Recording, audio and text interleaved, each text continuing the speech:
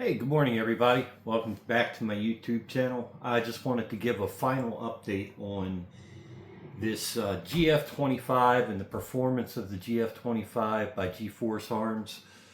My last update, I had put a red dot on there made by Rhino. No, it was made, I can't remember who it was made by now, but it was called a Rhino red dot. That proved to be a bad idea because it was definitely a budget scope. Figured I would do everything I could to put something budget on there to keep it budget friendly. However, that thing broke and it was a piece of junk. I didn't put anything other than these Speed Shock. These are the rounds that I've been using, or shells I should say, to break the rifle in. I am down to my last box. However, I've put other ammunition through this throughout the break-in process and have fired 4 different types of shells out of this thing. I will say that these feed just fine and will get you through your break-in period. So these are the Federal 12 gauge 3-inch high brass BB steel shot at 1450 feet per second. So these work really well. Now, yesterday I had the opportunity and the time to go out and extensively shoot this. I shot about 200 shells through this yesterday. I also decided I would start with some buckshot. Now, this is the 10-round magazine. Let's get started with this aftermarket magazine. I will tell you that the problem with this magazine is the follower. And this is not a GForce Arms 10-round magazine. However, I did modify the follower enough to where I finally got this to load properly and to feed properly. And what I did is I took the follower apart, and on the bottom it's pretty much a square follower. And I'll tell you what, if you have the time, I will take this apart while I have you on my channel. So getting the magazine apart is fairly easy. We're going to take off the bottom of the magazine, take the little plate out, take that out, and we're going to pop that follower out. We're going to pop this shell out too.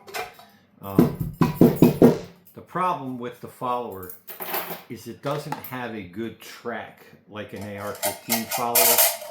I don't know how else to explain that, but a lot of your Magpul followers will have little ears that come down off the side of the follower so that it stabilizes. It'll stabilize that follower inside the firearm. As you can see, this one pretty much looks rectangular.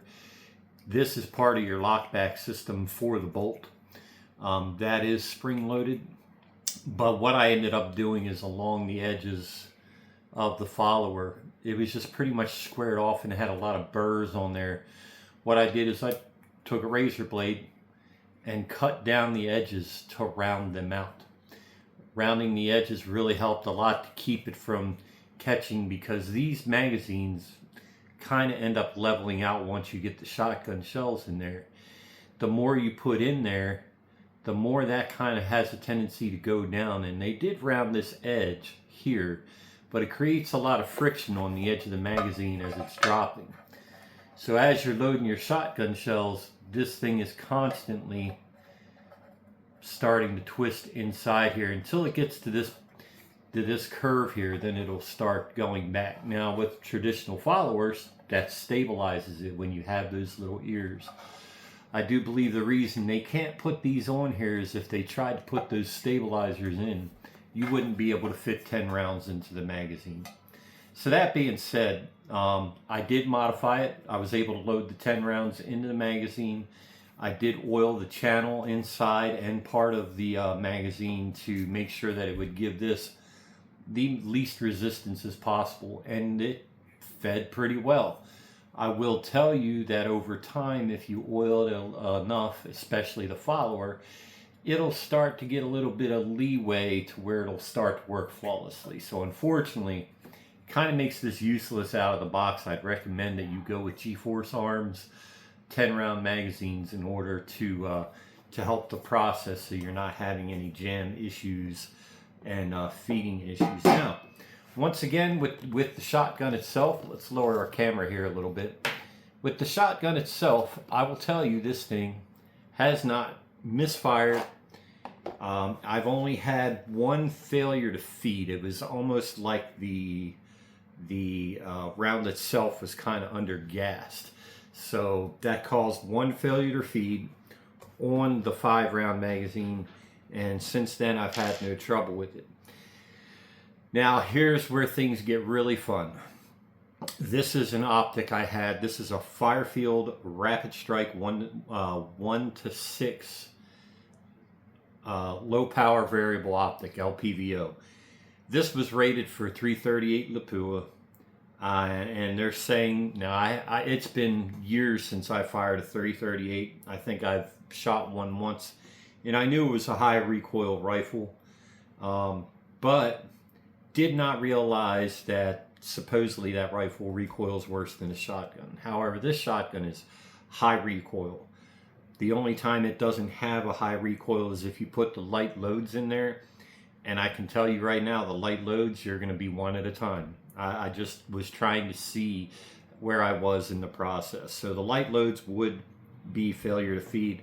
I'd have to chamber each round individually, but it did really well as far as accuracy. Now, I did go and I got 2 3/4 buckshot. That's double-aught buck. And I did not run slugs in it, but these double-aught buck are rated 1,600 feet per second. And the interesting thing about that round is, for some reason, this had lower recoil overall, which doesn't make sense to me. But my buddy was here with me yesterday and fired it and noticed that the buckshot recoil was much, much less. Shot this on a modified choke that came in the rifle, and I can honestly say I couldn't have been happier. Not one feed issue with the double-aught buck. Now, how does that relate to this scope? Well, recoil is a killer of a lot of scopes. Like I said, I fired almost 200 shells through this yesterday, along with the buckshot, and there has been no problems with the scope. Now, on the 1 power, it's actually 0 magnification, but because it has an etched glass reticle, my biggest concern was, 1, am I going to break the glass inside? And 2, will it hold 0? Well, the great thing about this lpvo that really makes it fit this shotgun well and makes it very practical for the shotgun is, if I can see where I'm hitting on that target, I could zoom into that 6 power to see where I'm hitting on the target. This has tactical turrets on it, which is not a common thing. So it's a pop out, make your adjustment, pop it back in. This never once, with the recoil of the shotgun, popped out on its own and did its own thing to adjust any kind of windage or elevation. These turrets feel like they would do that, but they don't. They're very tight in and out. They're not a clicky in and out, but they're very tight in and out. But once they're in and they're locked in position, my windage and everything was really good. Now, compared to my other shotgun I think has a 24-inch barrel. This is only an 18-inch barrel. And just for giggles, I had this on here. I put in some of my lighter loads, which will fire no matter what. They just won't cycle. And I even tried it with my 1,450 feet per second loads. And I decided we were going to shoot clay yesterday. What do you call it? Clay pigeons. And this really impressed me. This is not a clay gun at all, but I was hitting on average 3 out of 5. The hardest thing to compensate for was parallax. It's virtually parallax free when you're on that 0 magnification, and that's what you want to use it on. But sometimes I found that I had changed the settings by shooting, say, a water jug or what have you. However, this Firefield scope, it is I don't even really consider it a budget brand at this point. This would be better than Tasco. It's going to become a more common name. It's a very well built lpvo. I had it on my AR-15, was reaching out to 200, 300 yards, no problem with this scope. So that being said, guys, overall this shotgun is well worth the buy, well worth the money. I am going to be using it for my home protection, and I do not have a round chambered. Okay, chamber is empty. We're going to check the chamber. Chamber is empty. However, this will be my house protection with double aught buck. The modified choke at, I was shooting 25 yards yesterday, and the modified choke that was in there gave you about a 4-inch spread at 25 yards. So not too bad. That's going to tighten that spread down quite a bit when you're anything under 10 yards. 10 yards, it was a 2.5-inch spread. So kind of doubles every 10 yards. So 2-inch spread makes that a much wider spread than a shotgun for slug for home defense. So to me, for the money and how this thing performs and how easy the maintenance on it is on it and the cleaning of it, the breakdown, you can't beat this. My buddy fired with me yesterday. He's going to go pick one up. If you live in the Pennsylvania area, Rural Kings carries this shotgun, and it is on sale right now. And the flat dark earth version of this is on sale for just over $200. Phenomenal for the money. I can't express to you how phenomenal it is. I did a nice cleaning on this the other day, and mechanically it has worked great. My biggest concern is if the ring, there is one rubber ring at the top of the gas piston that's inside the cap of where the gas piston seats. So this cap, there is a ring in there. Where do I find that replacement ring, and will I have to call GForce Arms directly to get the size and diameter and thickness of that ring seal? It's the only ring seal in there. My advice to you is make sure you clean your shotgun at least once every 100 rounds until the break-in period is done, and clean that seal. Pop that ring out if you can. Clean it. Don't use anything harsh like a screwdriver. Use something that's a little blunted so that you don't damage that ring. Make sure all the carbon buildup is off of it, and very lightly oil that ring. You don't want to impregnate that ring with a lot of oil, because if that ring swells, you're going to shred it, and then you're going to end up having to replace it. So just keep it clean with the tiniest amount of oil in there to keep dust directly off of it, keep the gunpowder and residue off there.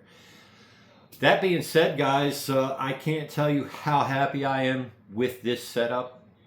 I would not do anything different. The other benefit of the zero magnification, you get a clear picture, you get a clear sight picture. It's a both eyes open type of shooter.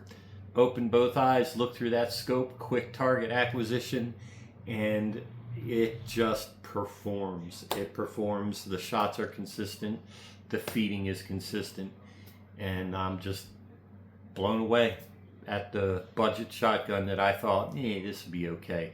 It's actually a very, very, very well thought out shotgun for a budget-minded person, and will do the job just as well as any other shotgun on the market.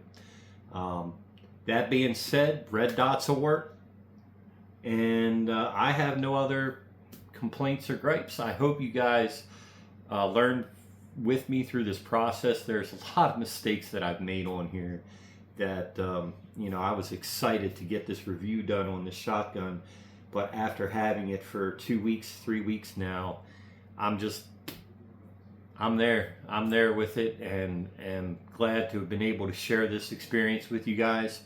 I will be doing some radio reviews in the future. It may be another 6 months, I will tell you that. I am still with the amateur radio community, but haven't had time to dedicate to that hobby at the moment. So that being said, for everybody that's still subscribed and is still following me, I hope everybody's doing well. Pray for our country, everybody. We're really having a lot of issues with politics and hate in our world, and I can't deal with that anymore. So that being said, guys, y'all have a nice day. This is KC3QPJ, and we'll see you later.